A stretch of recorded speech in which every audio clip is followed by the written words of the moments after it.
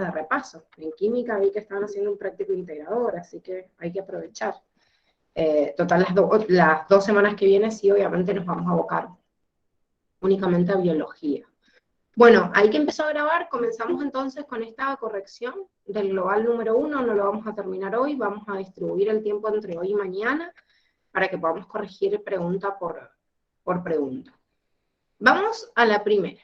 La primera decía la capacidad de excretar orina hiperosmótica es un mecanismo esencial para mantener el equilibrio hídrico del organismo.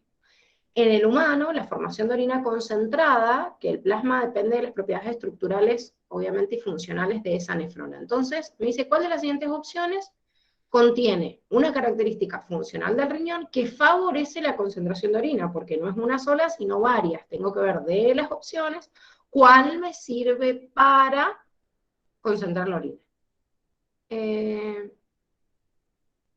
Emma, fíjate porfa en el cronograma que les entregué a cada uno en su imagen del grupo, porque están alternados cada uno. O sea, no, si no me pidas perdón, digo que no te quiero decir una cosa y después confundirme, porque el viernes rinden todos, pero hay algunos que los que van presencial el lunes rinden el global 3 y 4, y los que se quedan virtual corrigen el 2, y después alternamos. Entonces, por favor, imprímanse eso porque es todo el cronograma que nos queda la semana que viene y la otra, y encima desde la semana que viene solo tienen biología, así que si se imprimen eso es como todos los horarios de su día, tienen horarios distintos, así que porfa préstenle mucha atención si les toca corrección o no, porque si ustedes están virtuales y tienen que rendir y no fueron o sea, están presencial, perdón, y no fueron a rendir presencial, tienen que pedirle a la Dani o a mí, la profe que está asignada ese día, que les mandemos el PDF para que rindan, pero tienen que respetar el cronograma de su curso. O sea, no vamos a usar más este grupo mancomunado. Los que se queden corrigiendo les mandamos el enlace de Meet por el grupo de informe y arranca la clase porque tienen un desfasaje entre grupo ahora par impar para poder hacer que rindieran todos los globales presenciales, ¿sí? Así que fíjense, si alguno perdió esa imagen, no la pudo descargar o lo que sea, me la vuelven a pedir, se las reenvío, no hay ningún problema, pero porfa ténganlo muy presente, así no se pierden ninguna instancia. Bueno, como estábamos diciendo, teníamos que marcar qué mecanismo entonces ayudaba o era una característica funcional de la nefrona para concentrar la orina. La primera opción me decía, la rama ascendente delgada del asa de Henle bombea activamente iones de sodio y cloruro hacia el intersticio medular. ¿Qué está mal de esta opción? Que en realidad los absorbe, ¿que no? ¿Cómo? Que en realidad los reabsorbe al sodio y el cloro, ¿no? Bueno, pero ¿qué significa reabsorber?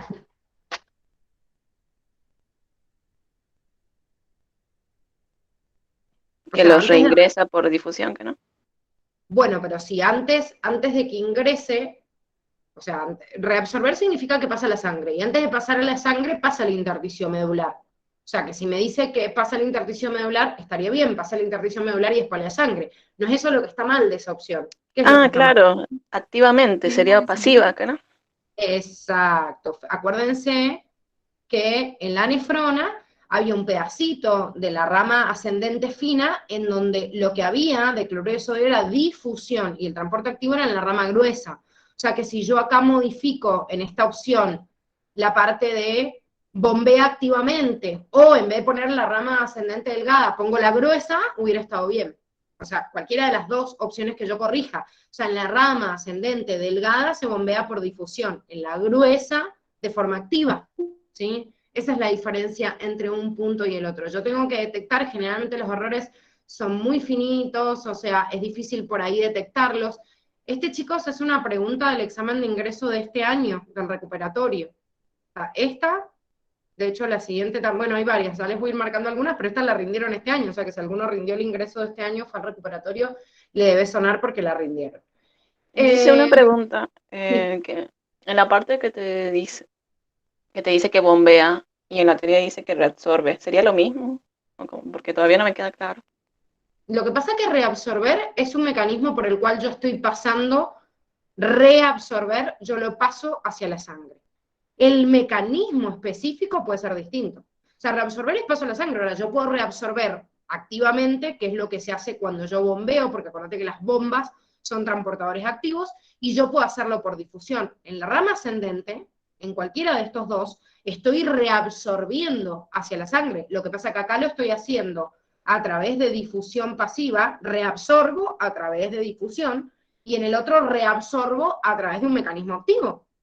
Reabsorber es hacia dónde está yendo, secretar es hacia el túbulo, reabsorber es hacia la sangre. El mecanismo que utiliza tiene que ver con el canal o el transportador que está involucrado a lo largo de la membrana celular. ¿Se entiende? Ah, sí. Bien, todas las flechitas que están yendo acá para afuera es reabsorción. Y lo que está yendo hacia adentro del tubito es que lo estoy secretando, porque está yendo hacia el interior del túbulo, digamos, el túbulo renal. Todo lo que ingresa al túbulo se secreta, todo lo que sale hacia el intersticio medular se reabsorbe. Por ejemplo, acá estoy metiendo urea al túbulo, por eso acá hay excreción o secreción de urea que después se excreta, ¿sí? ¿Por qué mecanismo? Por difusión. En cambio acá también estoy haciendo difusión de urea, pero la flechita está yendo hacia el intersticio, entonces si va hacia el intersticio, después va hacia los capilares y por ende es reabsorción y no secreción. ¿Sí? Ojo, porque esta unidad hace una integración de conceptos que nosotros vimos en permeabilidad. Entonces, cuando yo digo pasivo, activo, o estoy viendo el mecanismo, estoy hablando del tipo de transportador que hay en la célula renal. Pero después, ¿qué está pasando? ¿Hacia dónde se está yendo? Yo tengo que ver la dirección de las flechas, por eso lo tengo marcado. O sea, ¿lo estoy excretando, lo estoy liberando dentro del túbulo para que se libere? ¿O está yendo de vuelta a la sangre y se está reabsorbiendo?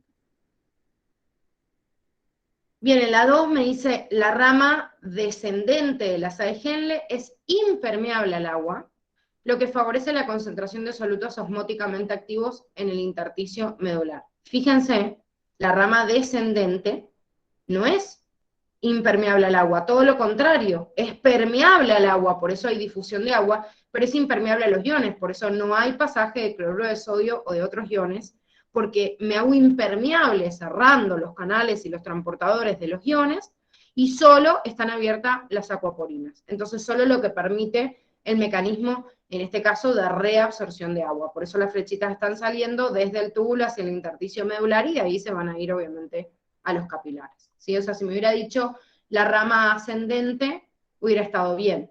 Pero la rama descendente no es impermeable al agua, sino permeable a la misma. En la C me dice los capilares que conforman la basa recta. La basa recta la tienen nombrada de esta manera, que sería como el conjunto de todos los capilares peritubulares, de esta zona obviamente del túbulo colector, recolectan el agua reabsorbida en el intersticio medular, y esta recolección es favorecida por la elevada presión osmótica que poseen. Y claro, si es uno de los mecanismos de reabsorción, si ustedes se fijan en los mecanismos de reabsorción, la concentración que yo tengo cada vez más abundante en la médula renal, ¿sí? Sobre todo en la médula interna, es para que los capilares, justamente, capilares peritubulares, reabsorban mayor cantidad de agua y la concentración de la orina cada vez sea más hipertónica. Si no existiría este gradiente en la médula, no permitiría la reabsorción de agua. El agua se recupera porque el agua que queda ingresa en el capilar porque yo tengo una alta osmolaridad por el transporte activo que se dio justamente del bombeo del sodio y del cloruro en todas las ramas ascendentes de todas las nefronas del riñón. Pero esta construcción de una médula sumamente concentrada hace que ese agua además pase y se reabsorba hacia los capilares. ¿Y por qué además? Y porque lo hago impermeable a la porción, obviamente, de la nefrona. Si acá sería permeable al agua, y bueno, ese agua también entraría dentro del túbulo y se terminaría excretando. Entonces, yo bombeo activamente, hago impermeable todas las nefronas al agua, y bueno, y obviamente que ese agua va a ingresar, lógicamente, a los capilares para poder retornar a la sangre, a la circulación general. Y la última me dice, en la última parte del túbulo colector se produce la difusión de urea desde el intersticio medular hacia la luz. La difusión de urea está bien, pero fíjense que se reabsorbe la sangre, así que no es desde el intersticio hacia la luz. Eso sucede en esta porción de la rama ascendente del asa de Henle. Acá hay difusión con excreción hacia la orina, con ingreso hacia el túbulo. la salida desde el túbulo colector hacia el intersticio es lo que sucede en el último tramo, para compensar la concentración de la urea que ya se había excretado. Entonces, yo hago un equilibrio entre lo que se secretó de urea y lo que se reabsorbe para seguir manteniendo la concentración grande, digamos, o sea, alta de iones en la médula renal para que siga existiendo, obviamente, este gradiente y se siga reabsorbiendo agua. Entonces, no puedo secretar toda la urea que querría, pero acompaño con una cantidad moderada de agua para no deshidratar al individuo. ¿Sí? Que esto es lo que ocurre en cualquier animal terrestre y sobre todo en nosotros que estamos viendo el funcionamiento de la nefrona. Bien, vamos a la pregunta 2. Me dice, el conjunto de reacciones químicas que ocurre en todas las células se denomina metabolismo. Indique la opción correcta respecto al catabolismo de los hidratos de carbono en células eucariotas. Muy importante, más allá de la introducción que me den las preguntas, ¿qué me está preguntando? O sea, ¿qué me está preguntando acá con respecto al catabolismo? Porque a veces me da una introducción interna y yo la leo rápido como para pasar a las opciones y por ahí no me doy cuenta qué es lo que me está preguntando. O sea, me tengo que concentrar. Catabolismo de los hidratos de carbono. Yo no sé si este año los van a dejar, porque a veces los dejan y otras veces no, pasar con un resaltador o alguna fibra que les ayuda a marcar en el examen, pero si no los dejan, por lo menos háganlo con lápiz, de decir, bueno, leo la pregunta y subrayo qué me está preguntando, para yo volverme rápidamente, sobre todo porque hay algunas consignas que por ahí son largas, pero volverme rápidamente en cada una de las opciones a qué me está preguntando, porque a veces leo opciones que son correctas, pero no responden lo que me estaba preguntando, la consigna de esa pregunta, y parece una estupidez, pero en medio de un examen, mientras que yo voy leyendo las opciones, si me olvido cuál era la pregunta, puedo considerar como correcta una opción que leyéndola sola está correcta, pero no me responde la pregunta original. La primera me dice, para que el ciclo de Krebs progrese, es indispensable la presencia de oxígeno para oxidar la acetil-CoA. ¿Por qué está mal esa opción? Porque no es necesario el oxígeno ¿Por qué? en el ciclo de Krebs. ¿Cuándo es necesario el oxígeno?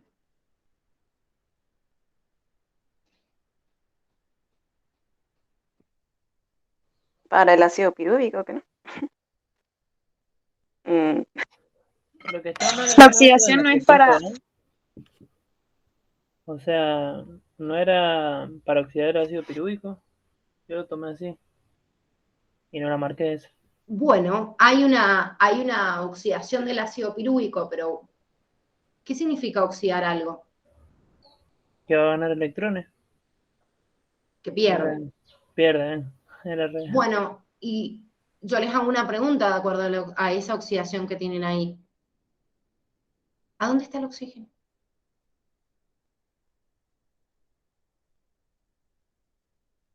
¿A dónde está el oxígeno en la reacción?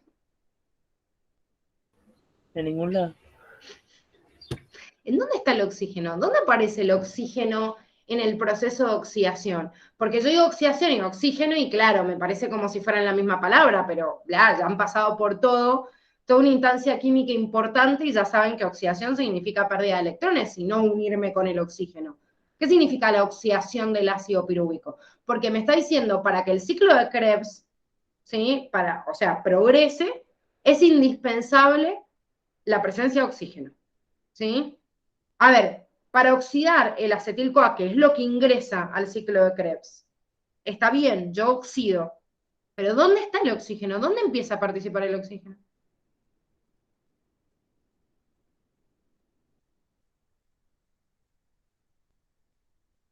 En la cadena de transporte de electrones. Perfecto, Rafa. Recién ahí yo tengo la participación del oxígeno. Es verdad, chicos, que si yo no tengo oxígeno en la cadena de transporte de electrones, por una cuestión obvia se va frenando todo. Pero ni la oxidación del ácido pirúvico, ni el ciclo de Krebs, ni nada se frena por falta de oxígeno. Cuando después me falta oxígeno, en la cadena de transporte de electrones, no sintetizo el ATP, no llego a la instancia final y cada uno de los productos de esa vía van frenando cada una de las etapas. Recuerden que todos tienen control por retroalimentación negativa. Si yo tengo el piruvato que sale de la glucólisis y se va a producir la oxidación para llegar a acetil-CoA, si yo no puedo producir más acetil-CoA y voy acumulando piruvato, voy a tratar de oxidar la acetil-CoA, pero ¿qué pasa si empieza a acumular acetil-CoA? Y se inhibe la reacción. Y es lo mismo que sucede con el ciclo de Krebs. Tengo mucho acetil-CoA, bueno, empiezo. ¿Y después qué pasa? Me lo frenan los mismos productos de cada una de las reacciones del ciclo. Entonces, por eso yo digo que tienen controles por retroalimentación negativa. Y si yo no tengo con qué fabricar los productos finales, lógicamente se va frenando. Pero el oxígeno recién participa en la cadena de transporte de electrones. Si bien toda la oxidación celular es un proceso de oxidación, de pérdida de electrones, la glucólisis misma puede seguir funcionando y que nunca haya presencia de oxígeno, porque recuerden que la glucólisis era anaeróbica, no ocurría en la mitocondria, y puedo seguir produciendo piruvato todo el tiempo que yo quiero, y el oxígeno nunca entró en ese proceso de degradación. Por eso las bacterias u otros organismos anaeróbicos hacen solo glucólisis, es un proceso de oxidación, pero el oxígeno no tiene un corno que ver. Entonces, lo que me está preguntando acá es que el progreso del ciclo de Krebs es indispensable la presencia de oxígeno. ¿Para oxidar el acetil-CoA? No. Para oxidar el acetil-CoA ingresa en el ciclo de Krebs siempre que esté la presencia de las enzimas que participan. Ustedes no tienen que saber las enzimas intermediarias, pero bueno, al fin y al cabo tiene que tener, y eso sí lo tienen que saber, ácido oxaloacético para poder unirse y formar el ácido cítrico. Entonces, tengo que tener el insumo que se une con el acetil-CoA para que empiece a ocurrir. Pero acá en ningún lado está el oxígeno como indispensable para que comience este proceso, este ciclo de Krebs. Y lo que están hablando de la oxidación anterior, incluso es anterior al ciclo de Krebs, la oxidación del ácido pirúvico. Y en ella tampoco necesito oxígeno, o indispensable. ¿Qué necesito indispensable? Y si yo tengo piruvato, ¿cómo hago para transformarlo a acetil-CoA? Y bueno, tengo que tener presencia de la coenzima NAD reducida para que, el de la NAD oxidada para que pase reducida, y tengo que tener obviamente la coenzima A, porque es la que se une al grupo acetilo. De hecho, en la segunda opción me dice, en la respiración celular el principal destino del piruvato en su oxidación es su oxidación a la coenzima A. No, la coenzima A era algo que se agregaba en el proceso de oxidación del ácido pirúvico. O sea, el principal destino del piruvato es el grupo acetilo. Del acetilcoenzima A es el acetilo. El piruvato, que es un compuesto de 3 carbonos, se transforma en acetilo, que es un compuesto de 2, pierde un dióxido de carbono y se une con la coenzima A para darle como la llave de ingreso a entrar en el ciclo de Krebs, que para cómo entrar en el ciclo de Krebs y la vuelve a desprender. Entonces la coenzima A medio como que, es como que se pega y después se despega en una fracción de segundos, si obviamente está fluyendo la oxidación en el ciclo de Krebs, ¿sí? No se transforma nunca en coenzima A. Entonces, si yo tengo disponibles los sustratos para que se lleve a cabo, fluye. El oxígeno nunca está ahí hasta la cadena de transporte de electrones. ¿Se entiende? Sí, sí, sí.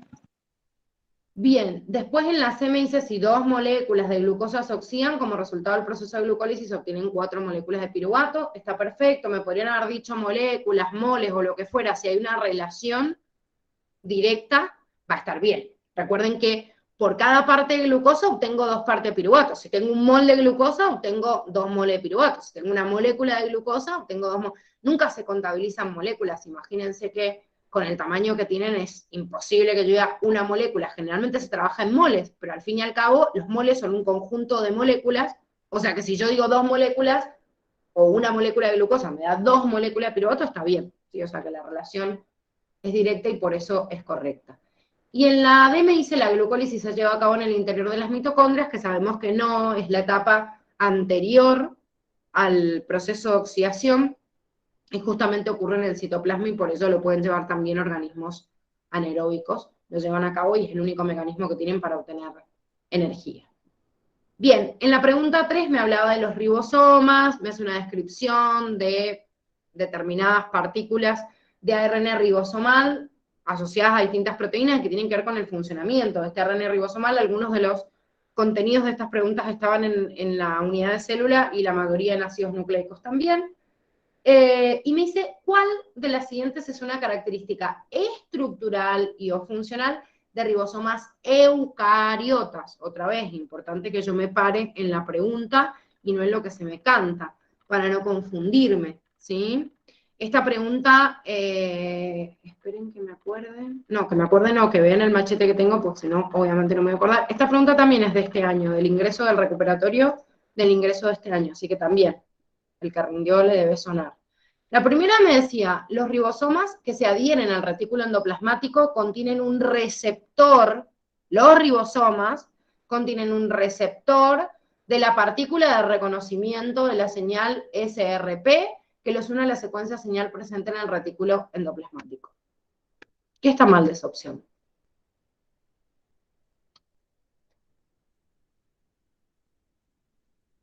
El que tenía el receptor no era el retículo endoplasmático. Claro, el retículo endoplasmático tiene el receptor de la secuencia SRP y la secuencia SRP la tiene el ribosoma. Entonces el ribosoma tiene una partícula que el retículo endoplasmático reconoce y gracias a eso se adhiere. ¿Para qué? Para hacer la síntesis de proteínas de exportación. Esa molécula de señal es lo que me indica que ese ribosoma se pegue o no se quede libre, ¿sí?, en el citoplasma. La B estaba correcta porque cualquier ribosoma libre es aquel que sintetiza una proteína de uso interno de la célula y que no va a ir a parar a exportación o a la membrana, que también están incluidos en el sistema de endomembranas. O sea, si una proteína va a ir a parar como transportador o como canal en la membrana plasmática, también se sintetiza a través del retículo endoplasmático rugoso. En este caso, me está hablando de una proteína que está dirigida hacia un peroxisoma. Bueno, es un ejemplo de una organela intracelular, así que también formaría parte la síntesis de esa proteína del peroxisoma, o sea, de sus enzimas, a partir de los ribosomas libres. Distinto hubiese sido que me hubiera puesto un lisosoma. Recuerden que el lisosoma forma parte del sistema endomembranas, entonces las enzimas que están dentro del lisosoma se sintetizan por ribosomas adheridas al retículo rugoso y no libre. ¿Sí? Por eso es correcta esto. Hubiese sido con cualquier organela interna. La C me dice la subunidad menor de los ribosomas, poseen la función catalítica, que forma el enlace péptido. Bueno, todo lo demás está bien en la opción, pero que está mal que me diga subunidad menor. Recuerden que el fragmentito del sitio E, que se llama E por el enlace peptídico, está en la subunidad mayor de los ribosomas y no menor. En el menor es donde se adhiere el extremo 5' del ARN mensajero. ¿Y qué está mal de la D? Que la subunidad mayor tiene 60 somas y la menor 40. Bien, lo que está mal de esto es que me hace una descripción del ribosoma procariótico. Acá es donde yo les digo la importancia de volver a leer la consigna. Si yo lo leo al pasar, esto me describe un ribosoma procariótico y está bien. Pero claro, la consigna me decía qué sucedía en un ribosoma eucariota, no procariota. ¿Sí? La subunidad en los eucariotas será de 40 y 60. Pregunta 4. La teoría endosimbiótica propuesta por Lynn Margulis es la hipótesis más aceptada para explicar el origen de las células eucariotas. Entonces, también tengo que marcar la opción correcta. ¿Qué está mal de la primera? Que obtuvieron la capacidad de usar el oxígeno de la atmósfera. Claro, totalmente. O sea, el dióxido de carbono lo utilizan desde las primeras células que pudieron sintetizar, obviamente, a partir de componentes inorgánicos y fabricar orgánicos. Esa sería como la importancia de utilizar el dióxido de carbono del medio, sintetizar un compuesto orgánico, pero no es el origen, no es lo que explica Lynn Margulis. Lo que explica Lynn Margulis es cómo se originaron aquellas organelas, digamos, que forman parte de la célula eucariota a través justamente de esta endosimbiosis. ¿Por qué? Porque que una bacteria se comiera a otra era algo que ya existía, o sea, la depredación entre ellas. Pero que una bacteria se haya comido a otra y la haya dejado sobrevivir adentro es porque algún beneficio le sacaba. Si no, no lo hubiese dejado vivir adentro. Y esa sería la explicación del origen de esta mitocondria. Esta opción que tiene mal. A mí me sonó raro la última parte, en la que decía se originan de mitocondrias dentro de las células hospedadoras. Sí, a mí también me hizo ruido eso. ¿Puede ser el ADN? Ah, Sí, cierto, es esto está circular. perfecto. Claro, esto está perfecto, se originan de otra, es que es real y por eso les hace la cadenita. Lo que está mal es esto, la evidencia del tipo de ADN. El ADN no es lineal, el ADN es circular porque el ADN mitocondrial y el cloroplasto es igual que el ADN de una bacteria. ¿Sí? Esto es lo único que está mal de esta opción. Yo lo había tomado a esa, o sea, falsa, porque como que lo tomé que una mitocondria se comía a otra mitocondria, o sea, fagocitaba a otra mitocondria. Entonces por eso creí que estaba mal. A ver, dice que las mitocondrias tienen una propia molécula y se originan de otras mitocondrias dentro de células hospedadoras. ¿A qué te hace alusión esto? Si ustedes se fijan, más allá de que la teoría endosimbiótica me explica como un caminito, y es más, el origen del cloroplasto también, ustedes tienen una hipótesis en un cuadrito de anexo del libro de Curtis, en donde les habla la teoría endosimbiótica de la endosimbiosis secundaria, terciaria, no sé si se acuerdan, que era como bastante complejo el anexo, pero les explicaba de algunos protistas que tenían después del proceso de endosimbiosis secundaria, terciaria o lo que fuera. Es como uno se endocitaba a otro, ¿qué probabilidad había de una bacteria? Se comió otra bacteria, hubiese originado esa de adentro, la supervivencia de ella misma, y se coma otra más. Y haya más de una, porque incluso la célula eucariota no tiene una mitocondria, tiene varias. Entonces, ¿cómo dio origen a muchas mitocondrias una dentro de la otra? Pero claro, lo difícil es decir, bueno, ¿por eso ya era una mitocondria o era una célula procariota viviendo todavía dentro de otra? Entonces, siempre existe esta dicotomía de decir, se le llama bacteria dentro de una bacteria o se le llama ya mitocondria. Y bueno, una mitocondria como primitiva, pero se le llamaría mitocondria. Entonces sí existe una misma célula que pudiera haber comido varias bacterias y como que adentro tuviera tenido varias mitocondrias o varios cloroplastos, ¿sí? En ese proceso de endosimbiosis, y que algunas sobrevivieran y otras no, y las que tengan la capacidad de sobrevivir son las que se reprodujeron en el interior y generaron más de una, ¿sí? Por eso está bien esto. Es como una dentro de otra, o una se comía una, tenía una mitocondria y también endocitó a otra bacteria que también fuera aeróbica.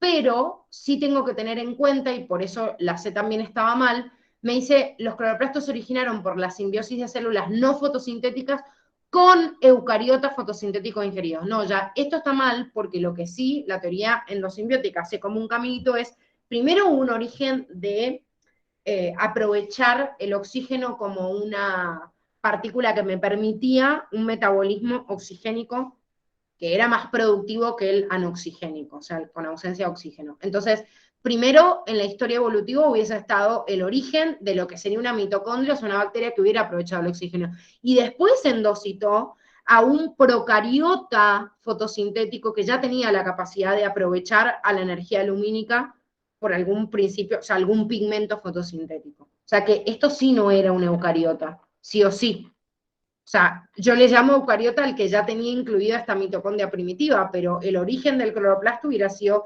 posterior. O sea, que si yo acá ponía procariota, estaba bien. Ya había células que tenían la capacidad de producir compuestos orgánicos a partir de pigmentos fotosintéticos, pero eran procariotas, no eucariotas. O sea, que es posterior el origen de ese cloroplasto. ¿Se entiende? Sí. Sí.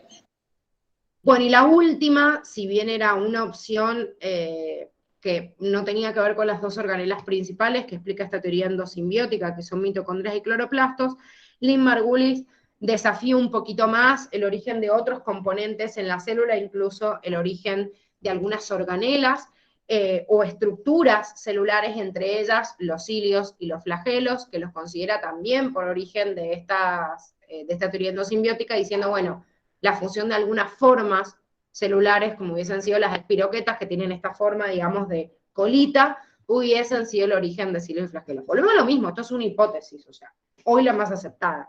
Mañana, qué sé yo, quizás la teoría nos dice otra cosa o hay evidencia de otra cosa, pero también el origen de algunas estructuras internas de la célula, como por ejemplo cilios y flagelos, hoy están explicados o avalados también por esta teoría endosimbiótica. Dice, tengo una pregunta. Sí. ¿Las espiroquetas qué son? Pues no, o sea, yo marqué esa, pero no me acordaba qué era. La espiroqueta es la forma bacteriana que tiene como en forma de espiral. En realidad la que es espiral realmente se la llama espirilo, y la espiroqueta sería como un zigzag, pero el Curtis nombra espiroqueta, no les nombra mucho los espirilos, así que lo pueden tomar como sinónimo, digamos. Pero dentro de las 4 formas bacterianas principales teníamos los cocos, los bacilos, los vibrios y las espiroquetas. Todas aquellas que tienen esta forma de zigzag o de rulito, ¿sí? Serían estas formas, como Treponema pallidum. Joya, gracias. Nada. Bueno, vamos a la 5. Me dice, la glucosa es la fuente primaria de energía de las células e ingresa a ellas atravesando la membrana. Y me dice, ¿cómo ingresa la glucosa a la célula cuando su potencial químico es menor adentro, en el medio intracelular, y mayor afuera. Si es menor adentro y tiene que ingresar, primero que nada, ¿qué va a usar? ¿Un transporte activo o pasivo? Activo. Pasivo, porque va a favor de su gradiente. Si yo tengo que ingresar glucosa a la célula y dentro de la célula el potencial es menor, el movimiento es pasivo. Me lo está diciendo la misma consigna.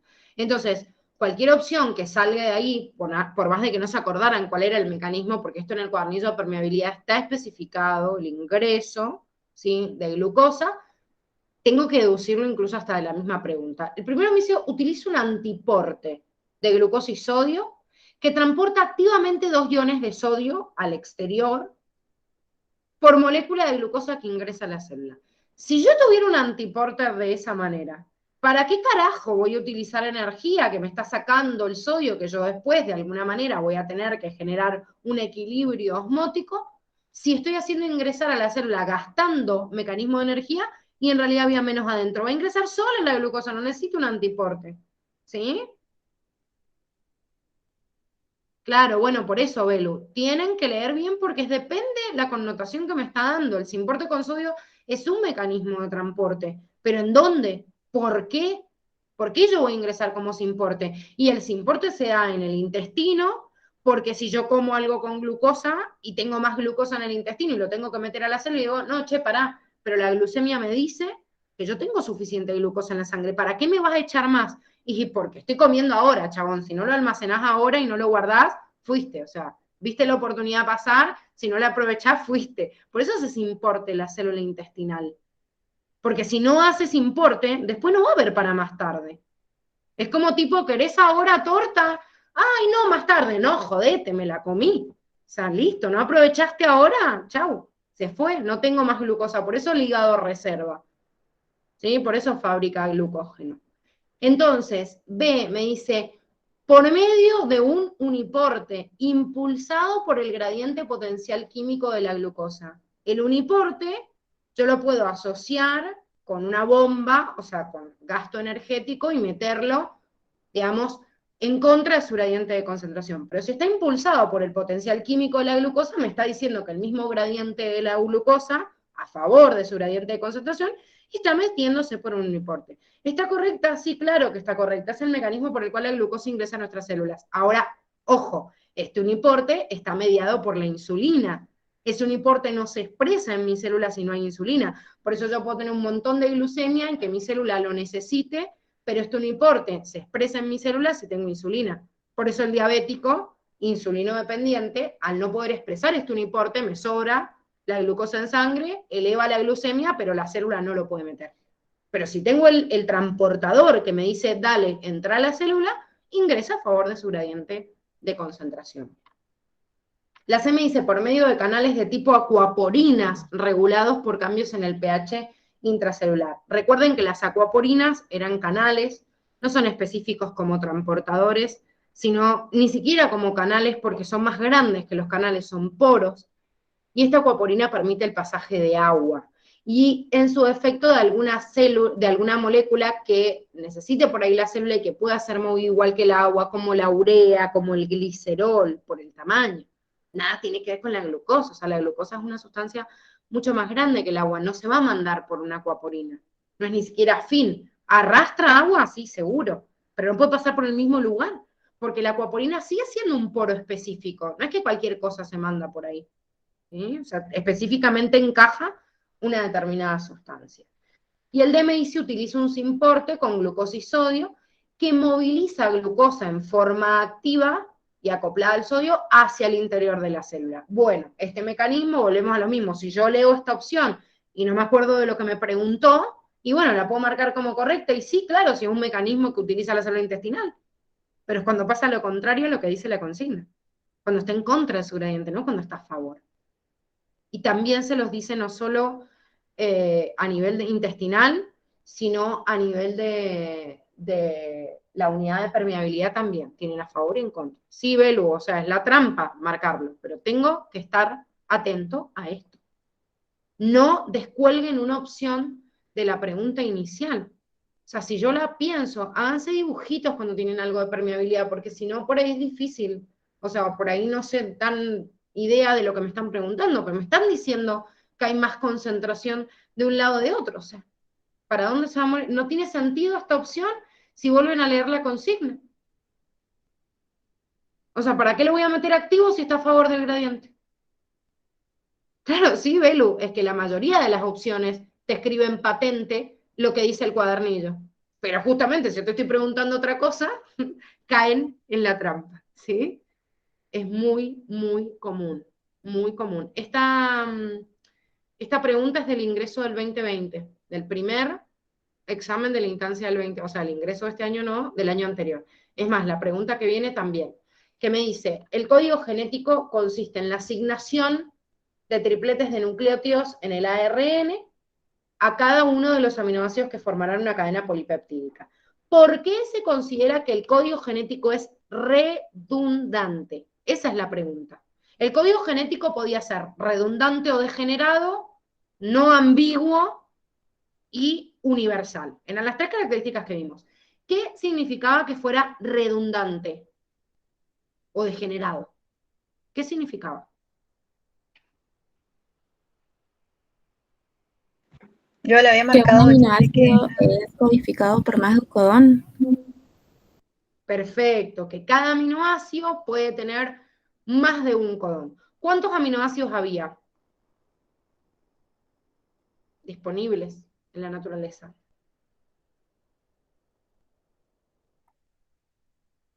¿Cuántos aminoácidos son? 20, ¿qué no? 20. ¿Y cuántos son codones codificantes? 18, ¿no eran? 18 de 20. No, no, no. Codones. ¿No eran 9? Ah, 3. No, no, no. El codón es un triplete de bases. Un triplete. Pero ¿cuántos codones había? Eran todas las secuencias que yo podía hacer, chicos. ¿Cuántos codones eran? Como 64 puede ser. 64 son en total y codificantes eran 61. ¿Por qué? Porque estos tres eran codones de stop, no codificaban ningún aminoácido. Entonces tengo 20 aminoácidos y 61 codones codificantes, que son todos los demás. Todas las otras secuencias que veo acá, menos estos tres, son codones codificantes. Entonces, como tengo 61 codones para solo 20 aminoácidos, digo que el código genético es degenerado, ¿sí? O redundante. Puedo escribir de 4 formas distintas esto, igual me va a leer que yo tengo que traer serina. Con cada uno su ARN de transferencia distinto, porque cada secuencia de los codones acá se acopla con una ARN de transferencia, ese ARN de transferencia es distinto y trae cada uno de ellos una serina. Eso significaba que fuera redundante. Por otro lado, habíamos dicho que el código genético era universal, significa que idealmente en todos los individuos es igual. Claro, en la era del auge de la ciencia tratábamos de ver leyes universales y todo lo que reuniera y después empezaron a llover todas las excepciones. Entonces, se considera el código genético universal, pero después dicen, y bueno, no es tan así, porque en la mitocondria hay excepciones, en estas bacterias hay excepciones, y sí, no es tan universal, pero se lo sigue reconociendo como universal con determinadas excepciones. Y por otro lado, también teníamos que tener en cuenta que el código genético era no ambiguo. ¿Qué significa no ambiguo? Que si bien hay más de un codón que codifica un mismo aminoácido, ese aminoácido puede estar codificado por distintos codones, pero este codón, si yo me paro en el codón y no en el aminoácido, no puede codificar otro que no sea serina. ¿Sí? O sea, miren de un lado y del otro. Yo veo la serina y digo, puede ser codificado por estos 4. Entonces, bueno, en realidad por 6, pero porque me estoy parando acá en este grupito, pero estos también codifican serina. Entonces, ¿qué quiere decir esto? Que la serina tiene 6 codones que la codifican. Bien, por eso es redundante, pero es no ambiguo. ¿Por qué es no ambiguo? Porque, por ejemplo, uracilo, citosina, adenina siempre codifica serina. ¿Y puede codificar otro aminoácido distinto? No, siempre serina. Entonces es no ambiguo. ¿Sí? Sí, Belu, a veces la información es confusa. Literal, como dice el cuadernillo, el código genético es universal. Y después me dice, hay excepciones. Las mitocondrias tienen otra forma de codificación o algunas alteraciones de acuerdo a este código genético, y las bacterias también.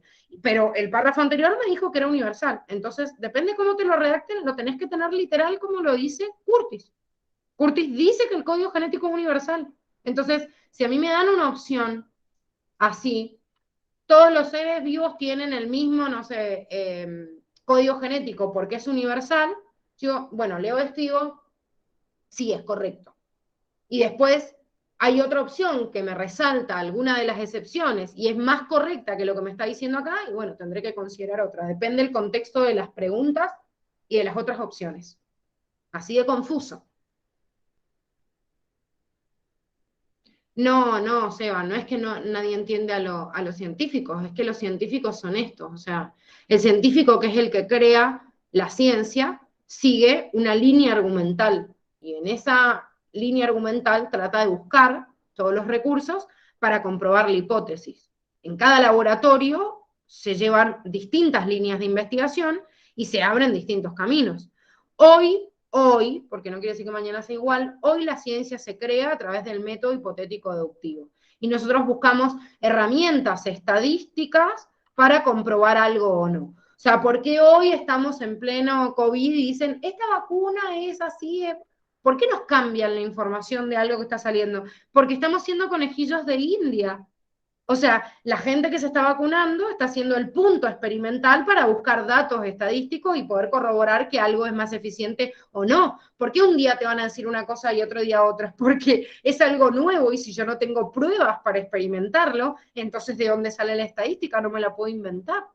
Hoy la ciencia se crea así. Entonces, la bibliografía compila el aval científico de una determinada hipótesis donde mayor cantidad de científicos coinciden en esto.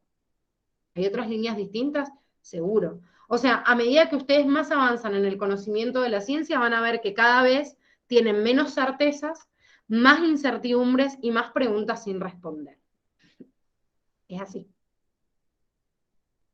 No sé, Belu, eso pregúntalo en la facu, qué sé yo, por qué ven algo tan viejo. Porque tratan de hacer algo más uniforme. Imagínate la cantidad de preguntas en el examen de ingreso y del stock que tendrían que reformular si utilizarían una bibliografía más nueva.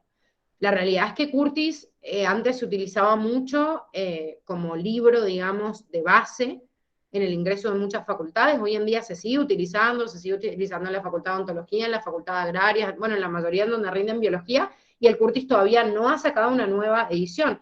Y cuando saque una nueva edición, cuando la saque en castellano, en inglés, de aquí que la traduzcan y salga en castellano, va a pasar. Podrían actualizarlo con otra bibliografía, seguro, pero habría que cambiar todo un stock de preguntas de cómo se lo dan. Pasa así, chicos. O sea, yo de hecho estuve presente cuando hicieron la transición del 2000, yo rendí con el Curtis anterior, obviamente, con el de la edición 2000, que era el Curtis de sexta edición, y cuando cambiaron a la séptima, hacía muy poquito que salía la bibliografía del Curtis de séptima edición, la facultad se equipó rápidamente del libro y lo cambió de un momento a otro. Fue la primera facultad que lo adaptó, la Facultad de Ciencias Médicas. La mayoría de las otras seguían tomando con el Curtis de sexta edición, así que lo adaptan bastante rápido, pero siguen rindiendo con no viejo porque no hay otro nuevo. De hecho, el libro de Campbell y Rees, del cual estudian algunos acoplados y todo, también es bastante viejo. También es verdad que a nosotros la bibliografía traducida al español nos llega bastantes años después.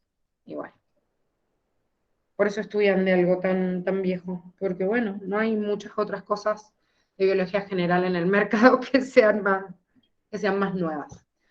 En Latinoamérica, o sea, en el tercer, quinto, décimo mundo, no sabría cómo llamarlo. Bueno, habiendo repasado las 3 características básicas del código genético, ¿por qué estas opciones estaban mal? La primera me dice porque cada triplete de nucleótidos especifica más de un aminoácido. Cada triplete codifica más de un aminoácido. No, quiere decir que sería, el código genético sí sería ambiguo y no ambiguo, y aparte no me estaba preguntando por eso, porque me estaba preguntando por qué era degenerado o redundante, que es lo que me afirma la opción B, ¿sí? La mayoría de los aminoácidos estaban especificados por más de un codón. La sé porque está mal, porque me habla de que 61 codones especifican 20 aminoácidos, y si me hubiera dicho 61, hubiera estado bien. Pero al decirme 60, no me está especificando la cantidad de codones codificantes, ¿sí? Por eso está mal esta opción.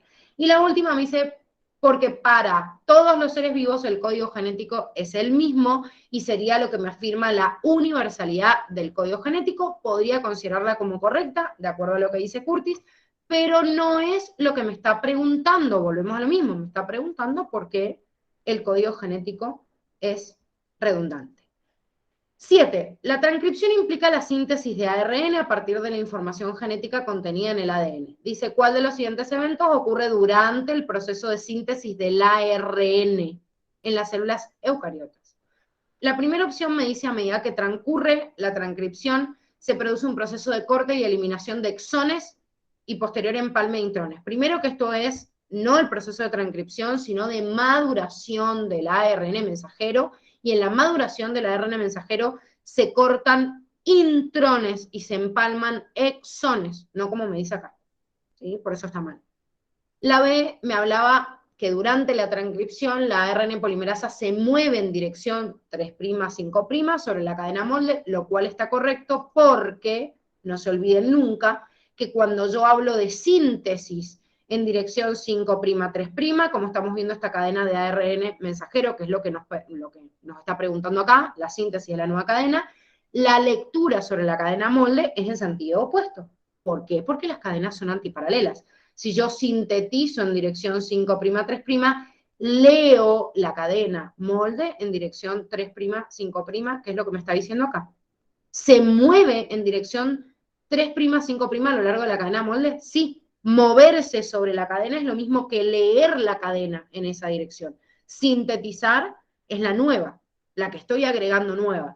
¿Y qué hace la ARN polimerasa cuando cataliza la unión de los nucleótidos? Va agregando, como me está diciendo acá, trifosfatos del medio, pero no en el extremo 5', sino en el 3'.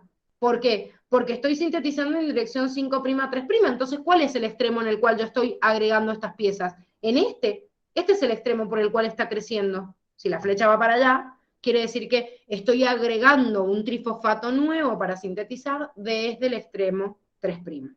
¿Sí? Sintetizo 5', 3', agregando nucleótidos de ARN en el extremo 3', leyendo la cadena molde en dirección 3', 5'. Y la última me dice, para comenzar la síntesis de ARN, la enzima ARN primasa se une al ADN en una secuencia específica denominada promotor. Recuerden que la ARN primasa, sintetizaba el cebador o primer, y el cebador o primer se utiliza en la replicación del ADN, no en la transcripción. De hecho, la transcripción, en donde actúa la ARN polimerasa, no requería cebador o primer, y no requería control o corrección. Si me equivoco, mala suerte. Haré proteínas anómalas, las liberaré y chau. No me voy a detener en corregir, porque sintetizo otra y chau. Estoy sintetizando con un montón de cadenas. El proceso de transcripción tiene que ser rápido, tiene que ser efectivo, pero como saco muchas copias y me confundo en una, aguayajo. O sea, no es lo mismo que replicar el ADN. Cuando replico el ADN soy mucho más minucioso porque cometo un error ahí, chau, quedó mutado el ADN. En cambio, en la transcripción estoy más relajada. Reconozco una secuencia llamada promotora, pero no hay un cebador. La ARN polimerasa, listo, reconoce el promotor y se pone a sintetizar rápidamente. En la 8 dice, se observan al microscopio células de maíz, 2N igual a 20, después de la etapa S, significa van a estar las cromátides dobles, ¿sí? Van a tener cromátides hermanas, eso significaba después de la etapa S, y la célula de ciruelo, 2N igual a 24, quiere decir que si está antes de la etapa S, no tiene cromátides hermanas, está en estado simple. Tengo 24 moléculas de ADN en el ciruelo, que cada uno de ellos tiene su cromosoma homólogo, o sea, tengo 12 pares, como nosotros tenemos 46, son 23 pares, tengo un cromosoma 1 homólogo y el 1 homólogo del otro, el 2, el 2, el 3, así hasta el 12, pero si está antes de la etapa S, Yo cuento y tengo 24 moléculas de ADN. Si esta célula de maíz tiene 20 cromosomas, pero es 2N, quiere decir que tiene 10 pares. El 1 con su par, el 2 con su par, el 3 con... así hasta el 10. Pero como está después de la etapa S, cada una de ellas tiene su cromatida hermana. Están como en esa forma de X, en donde tengo la cromatida hermana. Por ende, si yo cuento cada una de las moléculas de ADN, tengo 40 moléculas de ADN. Entonces, ¿qué tenía que hacer? Hacerme un buen dibujito para no confundirme en las opciones, comparándome estos dos tipos de células, ¿sí? Esta pregunta también es una pregunta de ingreso del año 2015. Han hecho otras modificaciones que vamos a ver en distintos años, pero bueno, vamos a ver varios modelos de preguntas de ingreso con respecto al material cromosómico, porque es bastante preguntado. Vamos a me dice, las células de maíz presentan más pares de cromosomas homólogos que las de ciruelo. No, los pares de cromosomas homólogos dependen de su cantidad. ¿Cuántos pares de cromosomas homólogos tiene el maíz? 10. ¿Y cuántos tiene el ciruelo? 12, porque es su número. Entonces, ¿el maíz va a tener más que el ciruelo? No, si el cromosoma homólogo es el característico de la célula de la especie de acuerdo a su cariotipo. B. Las células del ciruelo presentan más cromosomas de 2 cromátides que las células de maíz. No, ¿por qué? Porque la célula de ciruelo estaba antes de la etapa S. En cambio, la de maíz va a estar después de la etapa S. Entonces, está después. ¿Quién tiene más cromátides hermanas? La de maíz. Porque la cromatida hermana es producto de la división en la etapa S. Y por ende, esta que está como preguntada de otra forma, pero en realidad quiere decir lo mismo, dice las células del ciruelo presentan más cromátides hermanas que las de maíz. Decir cromosomas con 2 cromátides hermanas o más cromátides hermanas, igual en cualquiera de los dos casos, el maíz va a tener más que el ciruelo porque está después de la etapa S. Si ambas hubieran estado después de la etapa S, y bueno, obviamente que el que tuviera mayor cantidad va a tener mayor de cromátides hermanas. Si los dos estaban después de la etapa S, y los dos tenían cromátides hermanas dobles, y sí, el del maíz va a tener 20 dobles, en cambio este 24. Entonces, obviamente, el del ciruelo iba a ser más. Pero de acuerdo a la consigna y como me lo describe, está al revés. Y en la D dice, las células de maíz presentan más moléculas de ADN que las células de ciruelo, ¿sí? Lo cual es correcto porque digo más moléculas de ADN y la molécula de ADN se cuenta por cada una de las cromátides individuales, y como les dije al principio, la célula esta, la del maíz tendría 40, y la otra tendría, en vez de 40, tendría las 24. ¿Los demás también lo tienen como lema mal o tienen marcada la D?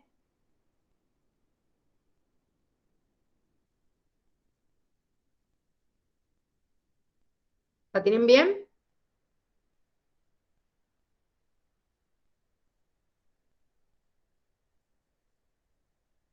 La mía está bien, Gise. Bueno, los que lo tengan mal, porfa, si bien en la cuestión de la nota es como control de ustedes, y nos sirve como para hacer un seguimiento, igual avísenle a la Dani que la tienen mal marcada, así la corrige y les modifica la nota para que uno también tenga noción en las planillas, sobre todo porque las tutoras también los llevan y les van a hacer un acompañamiento de acuerdo al rendimiento. Entonces, díganle que lo cambie, o sea, díganle a la Dani. Cada grilla de quien la reciban es quien la corrigió. Algunas la van a recibir de la Dani y otras mías.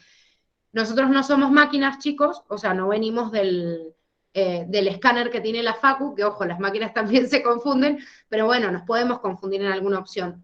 Díganoslo, así lo podemos corregir y ustedes también tienen una noción de la pregunta y que quede bien marcada, ¿sí? Pero bueno, vamos a corregir 9 globales multiplicado por todos los cursos que hay en toda esta semana, entonces pueden haber errores en una grilla o no, porfa, téngannos paciencia, tratamos de ser lo más rápido específico posible, sobre todo cuando las reciben virtuales, porque uno tiene una grilla, tiene que corregir, entonces bueno, puede haber errores, pero porfa, los que la tenían mal marcada, marquen la D, ¿sí? Sí, obvio, imagínate. La replicación del ADN se equivoca, imagínate si no nos vamos a equivocar nosotros. Pero porfa, sí, díganle a la Dani, y si reciben alguna grilla mía también, que después corrigen conmigo con la Dani y dicen, che, esto está mal, avísennos, para que ustedes tengan en realidad un control de la nota y digan, che, qué tan cerca estoy de aprobar o no, voy subiendo el promedio o no, estoy reajustando algunas cosas y me sirve o no me sirve para reajustarlo. Para un control de ustedes, ¿sí? La nota no sirve más que para eso.